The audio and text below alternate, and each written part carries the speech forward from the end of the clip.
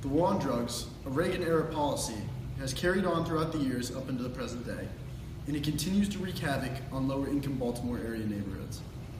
The war on drugs has been one of the most ineffective means of eliminating drug crime in the United States, and it is time people recognize the negative impact it has on our community. In its intent, the war on drugs is not a bad policy. It aims to reduce drug use and eliminate dealers in their entirety.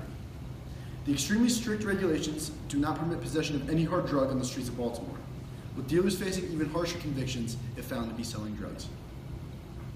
In theory, this should eliminate everyone who is using and dealing drugs from society, taking them off the street and putting them behind bars. However, in practice, this is not what occurs. People go to prison for using and selling drugs, as the law intends, but what about what happens after they get out? They are rehabilitated and ready to return to society as new and productive members, right? Wrong. Once released from prison, the former convicts will have a next to 0% chance of acquiring a new, real job that makes a wage that is close to livable.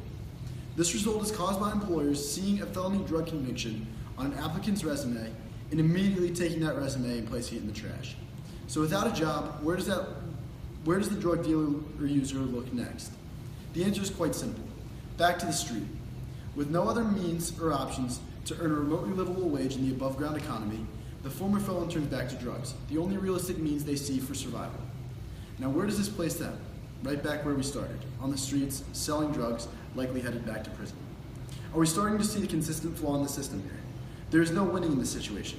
People are raised in low-income communities from broken homes, fathers and mothers in prison for drug use, no role models around them to show them how to get their life on track and earn an honest wage, and the cycle just continues.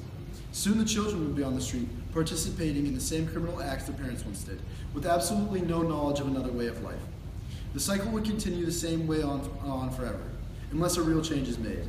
And where does this change come from? Well, to start, it begins with ending the war on drugs. People who use drugs are not criminals. They are people with an addiction, a disease. We don't need to be sending these people to prison, destined to continue this flawed cycle.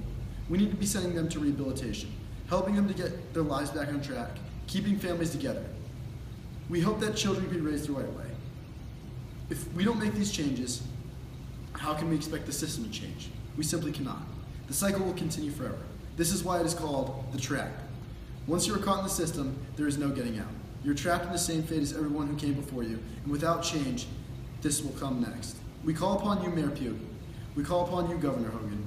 We need to make this change. We need to give those who may have made a mistake a second chance. We need to give their children a chance. And with this change, we can do exactly that. I thank you for your time, and God bless America. Hi, I'm here to talk about the war on drugs and mass incarceration. The government spends a tremendous amount of money when it comes to arresting, prosecuting, and incarcerating drug offenders. Overall, the United States spends approximately $51 billion per year enforcing the war on drugs. This is a tremendous amount of money that could be allocated to other, much more important things, such as education, healthcare, and even drug treatment. According to the Huffington Post and PolitiFact, Americans make up roughly 5% of the world's population, but account for 25% of the world's incarcerated population. The war on drugs clearly has a lot to do with this, considering the fact that approximately 50% of those in jail in the United States are in there because of drug-related charges. The fact is that most of these drug arrests aren't even selling drugs, but simple possession charges. The justice system, when dealing with drugs, has also proven to be heavily biased against Hispanics and African Americans. As a matter of fact, Hispanics and African Americans make up approximately 60% of drug arrests, but only make up 30% of the United States population. This stat is troubling, especially considering Caucasians statistically abuse drugs more often. The fact is that these are non-violent offenders, so people need to start asking themselves if it's really worth ruining someone's life over it. Thank you. I am here today to talk about Portugal. When people are asked which country has the loosest drug laws in the world, not many would say Portugal, but it is.